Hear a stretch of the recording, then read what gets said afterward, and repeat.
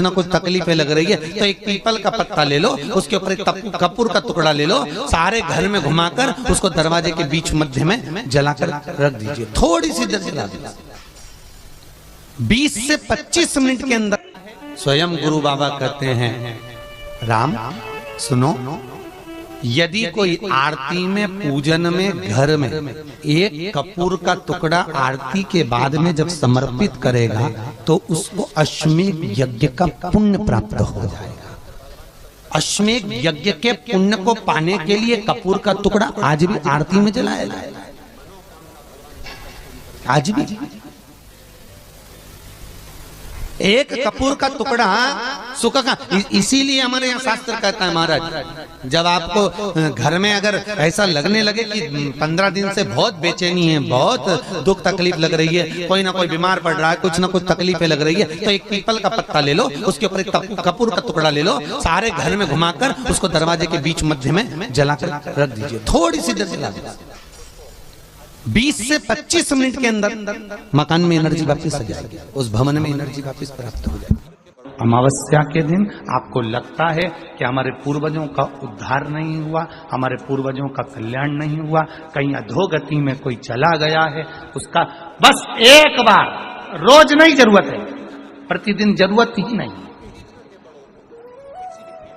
महीने में एक बार अगर अमावस्या के दिन भी आपने चंदन के थोड़ा सा चंदन अगर मेरे देवाधिदेव महादेव को 7 स्थान पर समर्पित किया है।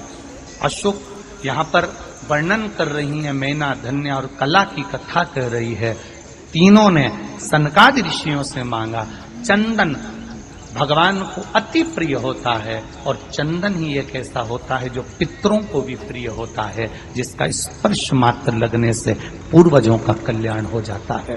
वो चंदन का 7 स्थान शिवलिंग के बताए हैं, जहां पर भूल से भी अगर कोई चंदन की उंगलियां लगा देता है, 7 स्थान ऐसे हैं जहां चंदन की मात्र उंगलियां लगा देने से ही शिव पितृलोक के पितरों को मुक्ति प्रदान करके वैकुंठ लोक का निवास दे गए।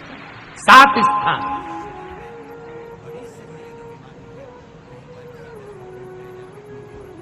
और वो 7 स्थान जो चंदन के बताए गए, पहला भगवान देवाधिदेव महादेव के शिवलिंग पर चंदन का लेपन, समझ लेना जरा बहुत अच्छे से।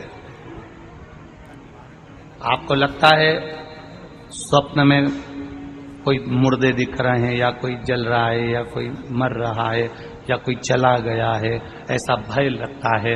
बच्चों को मानी भेजूंगी ऐसा हो जाएगा, पति को मानी भेजूंगी ऐसा हो जाएगा, कोई हमारे कोई गलत तो नहीं कर रहा है, आपको लगता है। 7 स्थान चंदन के बताएं हमारे। पहला शिवलिंग, दूसरा जहां गणेश जी का स्थान है, मालूम है ना सबको, जम के बोलो जरा, मालूम है ना सबको, जहां गणेश जी का स्थान है वहां अलग से गणेश जी बैठे, वहां नहीं। शिवलिंग में जलाधारी के ठीक सामने राइट में गणेश, लेफ्ट में कार्तिकेय, बीच में अशोक सुंदरी। तो पहला चंदन बाबा के शिवलिंग पर, दूसरा गणेश जी पर चंदन की उंगली, तीसरा षडानंद कार्तिकेय पर चंदन की उंगली, चौथा अशोक सुंदरी पर चंदन की उंगली, पांचवा जलाधारी पर चंदन की उंगली, छठा जो शिवलिंग का जल बह रहा है इसके ठीक विपरीत की ओर चंदन की उंगली, और 7वां चंदन नंदी के मस्तक के ऊपर जो 2 सींग लगे रहते हैं उस पर चंदन की उंगली। ये कब लगाई जाती है? या तो अमावस्या के दिन आपको लगता है कि हमारे पूर्वजों का उद्धार नहीं हुआ, हमारे पूर्वजों का कल्याण नहीं हुआ, कहीं अधोगति में कोई चला गया है, उसका बस एक बार, रोज नहीं जरूरत है, प्रतिदिन जरूरत ही नहीं, महीने में एक बार अगर अमावस्या के दिन भी आपने चंदन के थोड़ा सा चंदन अगर मेरे देवाधिदेव महादेव को 7 स्थान पर समर्पित किया है। अशोक यहाँ पर वर्णन कर रही है, मैना धन्य और कला की कथा कह रही है। तीनों ने सनकादि ऋषियों से मांगा।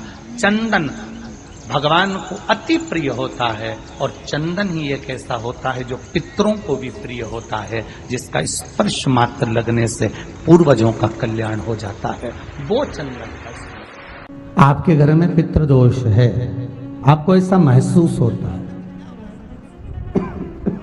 आपको लगता है, तो किसी भी नवरात्रि के पहले जो अमावस्या पड़ती है, मान लो अपन अमावस्या पड़ी, आप अंदाजा लगाइए, तो जिस दिन अमावस्या रहे उस दिन चावल की कटोरी में एक कपूर का टुकड़ा रख दीजिए महाराज, छोटा सा, और कपूर का टुकड़ा रखकर उस कपूर को दरवाजे के बाहर कटोरी में ही, चावल रखी हुई कटोरी में ही उसको पितरों का स्मरण कर कर जला दीजिए। और जलाने के बाद उस चावल को कहीं भी किसी भी वृक्ष की छांव में पक्षियों के लिए डाल दीजिए। शिव महापुराण की कथा कहती है, अगर मान लो पितृ आपको कष्ट दे रहे हैं, पितृ आपको तकलीफ दे रहे हैं, कोई काम नहीं होने दे रहे हैं, या कहीं आपको ऐसा लगता है कि पितरों का दोष है, तो वो पितृ दोष देवी, अब ये जो आप करेंगे ये कब कर रहे हैं? अमावस्या के दिन आप उसको रख रहे हैं, अमावस्या के दिन उसको रखकर रात भर आपने रखा कपूर के साथ में, सुबह एकम पड़ गई, नवरात्रि लग गई, उसी दिन उसको जलाकर आपने पटक दिया, अर्थात उससे देवी और पितृ इन दोनों का आशीर्वाद जो प्राप्त होता है, तो घर में से पितृदोष समाप्त होकर लक्ष्मी की वृद्धि प्रारंभ हो जाती है, कार्य में सिद्धता आ जाती है। मान लो अगर पितृदोष है तो करो, नहीं है बड़े अलमस्ती से रहो, तो ये पितृदोष का स्मरण। तो यहाँ शास्त्र कह रहा है कि पितरों का जो लोक होता है, पितर जो लोक होता है, उस पितृलोक में 64 योगिनियां प्रवेश नहीं करती। शिव महापुराण कर रही है, शंकर की कथा कर रही है। एक छोटा सा उपाय अवश्य करिए। मान लो आपको लग रहा है कि आपके घर में पितृदोष है, आपको ऐसा महसूस होता है, अमावस्या पड़ती है, चावल की कटोरी में एक कपूर का टुकड़ा रख दीजिए, छोटा सा, और कपूर का टुकड़ा रखकर उस कपूर को दरवाजे के बाहर कटोरी में ही, चावल रखी हुई कटोरी में ही उसको पितरों का स्मरण कर कर जला दीजिए। और जलाने के बाद उस चावल को कहीं भी किसी भी वृक्ष की छांव में पक्षियों के लिए डाल दीजिए। शिव महापुराण की कथा कहती है, अगर मान लो पितृ आपको कष्ट दे रहे हैं, पितृ आपको तकलीफ दे रहे हैं, कोई काम नहीं होने दे रहे हैं, या कहीं आपको ऐसा लगता है कि पितरों का दोष है, तो वो पितृ दोष देवी, अब ये जो आप करेंगे ये कब कर रहे हैं? अमावस्या के दिन आप उसको रख रहे हैं, अमावस्या के दिन उसको रखकर रात भर आपने रखा कपूर के साथ में, सुबह एकम पड़ गई, उसी दिन उसको जलाकर आपने पटक दिया, अर्थात उससे देवी और पितृ इन दोनों का आशीर्वाद जो प्राप्त होता है, तो घर में से पितृदोष समाप्त होकर लक्ष्मी की वृद्धि प्रारंभ हो जाती है। अमावस्या के दिन प्रदोष काल में, प्रदोष के समय पर, प्रदोष काल में शाम के समय पर जाकर किसी भी नदी, तालाब, बावड़ी, कुआं, कहीं ना कहीं जो आपके पास में हो, वहां पर एक घी का दिया, बत्ती का मुंह दक्षिण की ओर कर कर अवश्य जला कर जाना, सारे पितृ दोष समाप्त हो जाएगा। अगर नदी, तालाब, बावड़ी, कुआं नहीं है तो पीपल का वृक्ष हो या बेलपत्री का वृक्ष हो या बट का वृक्ष हो, उसके नीचे लगा दो प्रदोष काल में, पर अमावस्या के दिन लगाएं जरूर। क्यों? क्योंकि अमावस्या 16 दिन तक पितृ मृत्यु लोक में आने के बाद में भोजन ग्रहण करते हैं। अमावस्या के दिन पितृ शाम के समय प्रदोष काल में शंकर भगवान का नाम जाप कर कर नदी, तालाब, बावड़ी पर पानी पीने जाते हैं, वहां से जल का आचमन कर कर पितृ अपने लोक को चले जाते हैं प्रदोष काल के समय पर। इसलिए प्रदोष काल में जलाशय के पास में बावड़ी, कुआं, नदी, तालाब के किनारे पर दिया लगाया जाता है, दक्षिण की ओर मुख कर कर बत्ती का, तो पितृ आशीर्वाद देते हुए जाते हैं कि फलो फूलो, आगे बढ़ो, उन्नति करो, तरक्की करो। ये पितरों का आशीर्वाद रहता है, पितरों का वर रहता है। आप देंगे, कुछ करा ना करा, फिर अमावस्या के दिन उस दिन दिया दक्षिण की ओर बाती का मुख कर कर। 7 स्थान ऐसे हैं जहां चंदन की मात्र उंगलियां लगा देने से ही शिव पितृलोक के पितरों को मुक्ति प्रदान करके वैकुंठ लोक का निवास दे गए। 7 स्थान, और वो 7 स्थान जो चंदन के बताए गए, पहला भगवान देवाधिदेव महादेव के शिवलिंग पर चंदन का लेपन। समझ लेना जरा बहुत अच्छे से। आपको लगता है स्वप्न में कोई मुर्दे दिख रहे हैं, या कोई जल रहा है, या कोई मर रहा है, या कोई चला गया है, ऐसा भय लगता है। बच्चों को मानी भेजूंगी, ऐसा हो जाएगा। जिनके यहाँ पितृदोष होता है, काल सर्प दोष होता है, वास्तु दोष होता है, उनको ज्यादा कुछ नहीं करना होना। महाराज, एक बेल का फल लीजिए, उसके अंदर का जो गुर्दा होता है, अंदर का जो भाग होता है, उसको निकाल लीजिए, और उस बेल के फल में आटा सेक कर उसमें शक्कर मिलाकर उसको उसके अंदर भर लीजिए। अमावस्या के दिन सुबह 10 बजे से पहले उसको अपने घर में घुमाने के बाद में जिसको काल सर्प दोष बताया है, पितृदोष बताया है, या वास्तु दोष का स्मरण बताया है, घर में सब दूर घुमाकर अपने परिवार का हाथ का स्पर्श कराकर पीपल के पेड़ के नीचे खड्डा खोदकर उस बेलपत्र के उस फल को दाब दीजिए। महाराज, केवल एक अमावस्या करना रहता है, पितरों के दोष से मुक्ति मिलती है और हमारे घर के कार्य सफल होना प्रारंभ हो जाए। पति को मानी भेजूंगी, ऐसा हो जाएगा। कोई हमारे कोई गलत तो नहीं कर रहा है।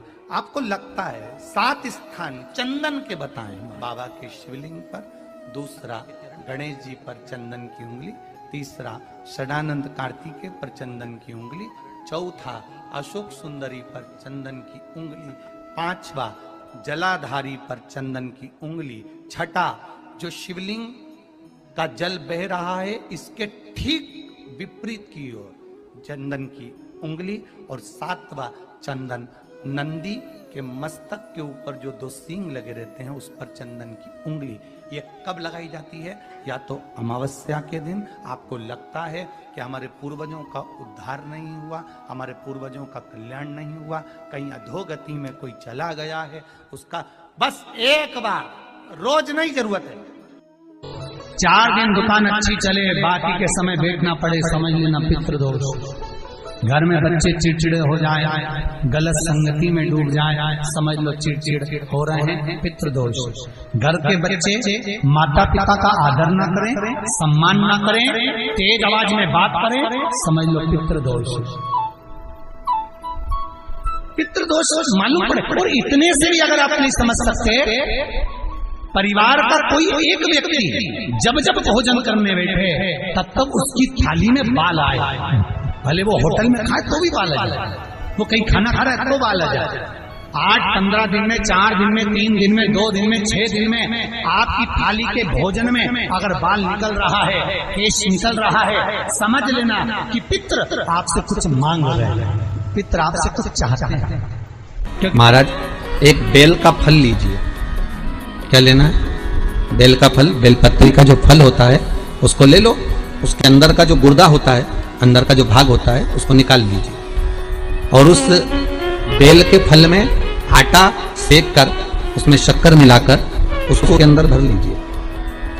अमावस्या के दिन सुबह 10 बजे से पहले उस बेल फल में जिसमें तुमने पंजेरी भरी है, आटा सेक कर भरा है शक्कर के साथ में, उसको अपने घर में घुमाने के बाद में जिसको काल सर्प दोष बताया है, पितृदोष बताया है, या वास्तु दोष का स्मरण बताया है, घर में सब दूर घुमाकर अपने परिवार का हाथ का स्पर्श कराकर पीपल के पेड़ के नीचे खड्डा खोदकर उस बेलपत्र के उस फल को दाब दीजिए। महाराज, केवल एक अमावस्या करना रहता है, पितरों के दोष से मुक्ति मिलती है और हमारे घर के कार्य सफल होना प्रारंभ हो जाते हैं। कार्य की सफलता होती है, कार्य में सफलता प्राप्त होने लगती है। हम तो कई बार कहते हैं महाराज जी, अगर ऐसा लगे किसी औषधि को आप ले रहे हैं, मालूम पड़े कि औषधि आपको लग नहीं रही है, शिव महापुराण की कथा करेंगे, मान लो औषधि आपको नहीं लग रही, आपने औषधि बहुत दिनों से ले रहे हो, कोई दवाई, मान लो आप किसी भी दवाई को ग्रहण कर रहे हैं और वो औषधि लगी नहीं रही है, वो शरीर को लगी नहीं पा रही और आप ठीक ही नहीं हो पा रहे, 15 दिन हो गए, 8 दिन हो गए, बताओ, उतना की उतना ही कैटरीना है, उतना ही उतना अपना भरा हुआ, वही की वही लीवर, वही की वही किडनी, वही की वही स्मरण, सभी कुछ वही वही है, उतने की उतना ही। बीपी भी ऊंचा नीचा चल रहा है पर लेवल में नहीं आ रहा, शुगर भी लेवल में नहीं आ रही, तो प्रयास करा करो महाराज, बेलपत्री के फल का जो गुर्दा है अंदर का जो भाग है फल का, उसको पानी में गला लीजिए और प्रदोष कम से कम प्रदोष नहीं हो और बीमारी जरा दवाई लगी नहीं रही हो तो बिना प्रदोष के भी कर सकते हो। उसको पानी में गलाइए आधा घंटा पानी में। जैसे आपको सुबह मंदिर जाना है 10 बजे, तो सुबह स्नान कर कर कम से कम 6:30-7 बजे उसको पानी में गला दीजिए और उस बेले के फल का गुर्दा से गला हुआ पानी शिव जी को ले जाकर समर्पित कर दीजिए। महाराज उस पानी में से थोड़ा सा 1 चम्मच पानी शिव जी पे चढ़ा हुआ लेकर आ जाइए। उस पानी को जो बीमार व्यक्ति है उसको औषधि देने से पहले मात्र आधी चम्मच से भी आधा चम्मच उसको दे दीजिए। भगवान शंकर का श्री शिवाय नमस्तुभ्यम का जाप कर कर उस पानी को देने के बाद अगर आप औषधि देंगे तो ये पक्का है कि औषधि अपना कार्य करना प्रारंभ कर देगी और वो